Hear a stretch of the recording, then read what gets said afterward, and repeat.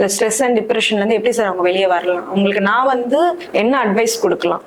பேசிக்கா வந்து இப்போ எல்லாருக்குமே ஸ்ட்ரெஸ் அப்படிங்கிறது பொதுவானது தான் மேடம், ரைட்டா? ஒரு செடி கொடியா இருக்கட்டும், மரமா இருக்கட்டும், ரோட்ல இருக்கக்கூடிய ஒரு நாயா இருக்கட்டும், இப்போ நம்ம சும்மா போற நாயை வந்துட்டு உஷ்ன்னு தள்ளி விடுறோம், அதுக்கு ஆக்சுவலா ஸ்ட்ரெஸ் தான், ரைட்டா? பட் மனுஷங்க மட்டும் தான் வந்து ஸ்ட்ரெஸ்ஸை வந்து காம்ப்ளிகேட் பண்ணிக்கக்கூடிய ஒரு பீயிங்ஸ். இப்போ உங்களுக்கே வந்து ஸ்ட்ரெஸ்ஃபுல்லா இருக்கு, என்ன பண்ணுவீங்க? என்னத்தையும் போட்டு அடிப்பீங்க. சும்மா அடிக்கல மாட்டாங்க, நல்ல மேடம். எனக்கு வந்து ஸ்ட்ரெஸ்ஸா இருந்தா எனக்கு பிடிச்ச வேலைகள் ஏதாவது ஒன்று பண்ணுவேன். எனக்கு கிளீனிங் பண்றது ரொம்ப பிடிக்கும், அது என்னோட stress buster. I will start doing that. Correct. So இப்போ நீங்க சொல்ற மாதிரி நமக்கு ஒரு ஸ்ட்ரெஸ் இருக்கு அப்படின்னாக்கா நமக்கு ரொம்ப பிடிச்ச வேலைகளை வந்து செய்யணும். சரி, உதாரணத்துக்கு எனக்கு வந்து பெயிண்டிங் பிடிக்கும், மியூசிக் பிடிக்கும், நம்ம வெளியே போறது, இது மாதிரியான சின்ன சின்ன விஷயங்கள் வந்துட்டு நம்மளை டைவர்ட் பண்றதுக்கு பண்ணிடணும். ஒரு ஸ்ட்ரெஸ் இருக்கு, அந்த ஸ்ட்ரெஸ்ஸை வந்து நம்மளால ஹேண்டில் பண்ண முடியலன்னா அது பண்ண வேண்டான்றணும். ஃபார் அ ஷார்ட் டைம் அதுல இருந்து ஒரு பிரேக் எடுத்துக்கோங்க. ஏன்னா ஒரு ப்ராப்ளம் இருக்கு, ஒரு எக்ஸாம்பிள், இப்போ நான் உங்களை நம்ம ரெண்டு பேருக்குள்ள சண்டை இருக்குன்னு வச்சுக்கோங்க, என் கூட வந்துட்டு நீங்க வந்து பேசிட்டே இருக்க முடியாது. ஸோ ரெண்டு பேருமே வந்து we are not in a good mood, கரெக்டா? ஸோ அப்போ நம்ம என்ன பண்ணுவோம், பேசுறது வந்து கொஞ்சம் அவாய்ட் பண்ணிப்போம். இப்போ சரிப்பா நீங்க கொஞ்சம் அங்க இருக்க, நான் இங்க இருக்கேன்ப்பா அப்படின்னு சொல்லிட்டு வேற ஒரு இடத்துல போயிட்டு probably we will focus in our daughter, அவ கூட டைம் ஸ்பெண்ட் பண்றது, இல்ல வெளியே போறது, இது மாதிரியான விஷயங்கள் நம்ம வந்து பண்ணுவோம். So it is better to avoid that situation for a short time.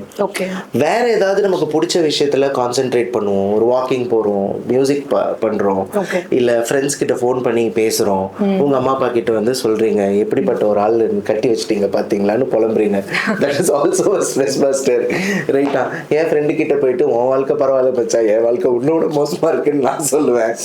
So okay, stress okay. இப்போ வந்து டிப்ரெஷன் வந்து நான் வந்து நேற்று ஒரு பேஷண்ட் பார்த்துட்டே இருந்தேன்.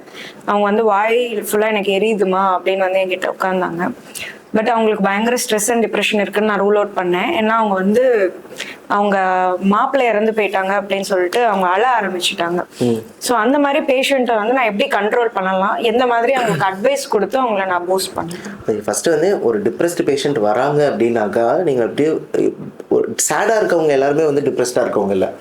இப்போ நீங்க சொல்றது பாத்தீங்கன்னா ஏதோ ஒரு மேஜர் டெத் நடந்திருக்கு. ஸோ அந்த டெத் நடக்கும்போது எவ்வளோ டைம்ல இருக்கு, ஒரு 6 மாசம் வரைக்கும் பாத்தீங்கன்னாக்கா ஒரு பெரிய இழப்பு நடக்கும்போது அது கிரீஃப் பீரியட் அப்படின்னு சொல்லுவோம். அது வந்து நம்ம டிப்ரெஷன் அப்படின்றது சொல்ல மாட்டோம்.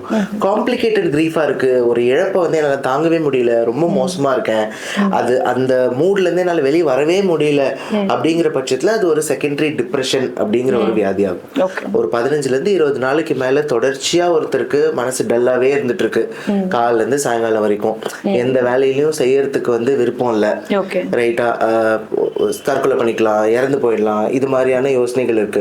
மெயினா 3 விஷயம் சொல்லுவாங்க: helplessness, worthlessness and hopelessness, right? Helplessness, இப்போ ரஜினி சொல்வார்ல, I was helpless, I was cornered அப்படின்னு சொல்லிட்டு, யாருமே எனக்கு வந்து உதவி செய்யறதுக்கான ஒரு நிலையில இல்லை அப்படின்னு நம்புவாங்க, ரைட்? நானே வொர்த் இல்லை அப்படிங்கிறது வந்து worthlessness, I am not worthy of living such a life அப்படின்றது. 3வது வந்து ஹோப்லெஸ்னஸ் அண்ட் வெரி டேஞ்சரஸ். ஒருத்தருக்கு ஃபியூச்சரை பத்தின ஒரு நம்பிக்கை இல்லை அப்படின்னு வச்சுக்கோங்களேன், அதுதான் இருக்கிறதுலே ரொம்ப மோசமான நிலைமை when it comes to depression, right? So hopelessness, இந்த 3 இருக்கும்போது ஒருத்தருடைய டிப்ரெஷனோட சிவியரிட்டி நமக்கு காட்டுது. ஸோ இதுதான் டிப்ரெஷன், இதுதான் கிரீஃப்னு நம்ம ஃபர்ஸ்ட் தெரிஞ்சுக்கணும், ரைட்? அவங்கள ஃபர்ஸ்ட் கவலைப்படாதீங்க அப்படின்னு சொல்றதுல எந்த பிரயோஜனம் இல்லை. அவங்க ஆல்ரெடி கவலை. I can understand your problem, எனக்கு புரியுதுமா, உங்களுக்கு கஷ்டமா இருக்கு, நீங்க கொஞ்சம் கொஞ்சமா அதுல இருந்து வெளியே வர்றதுக்கு முயற்சி பண்ணுங்க, நீங்க வாக்கிங் போங்க, உங்களை வந்து கொஞ்சம் யூஸ்ஃபுல்லா மாத்திக்கோங்க, வேற ஏதாவது ஒரு விஷயத்த பண்றது கஷ்டமா இருக்கும். நான் டல்லா இருக்கும் போது ஒரு வேலையை போய் பண்றது வந்து கஷ்டமா இருக்கும். ஆனா நம்ம வேலையை பண்ணிட்டே இருக்கிறதுனால நம்மளுடைய கஷ்டங்கள் குறைஞ்சிட்டே வரும், நம்ம will be back to normal. So ஒரு மாத்திரை இல்லாம, ஒரு சைக்காட்ரிஸ்ட் இல்லாம நானா ட்ரை பண்ணணும்னு நினைக்கிறாங்க இல்லையா, அந்த நபர்களுக்கு வந்து இது ரொம்ப முக்கியம். Involve yourself in some kind of an activity, keep yourself busy. So பிஸியாக நம்மளை வச்சுக்கிட்டோம் அப்படிங்கிற பட்சத்தில் கொஞ்சம் கொஞ்சமாக நம்ம மூளைக்கு வந்து அந்த டோபமைன் உடைய நல்ல டோபமைனுடைய ரஷ் இருக்கும், உங்களுடைய செரட்டோனினுடைய அளவு வந்துட்டு கொஞ்சம் கொஞ்சமாக ஜாஸ்தி ஆகும். இந்த ஹார்மோன்ஸ்லாம் தான் நம்மளை வந்து டிப்ரெஸ்ட் ஆக்குறது, சந்தோஷமாக்குறது. So that is how you advise them or guide them to go. இது எதுவுமே வேலைக்கால யூ சென்ட் தெம்.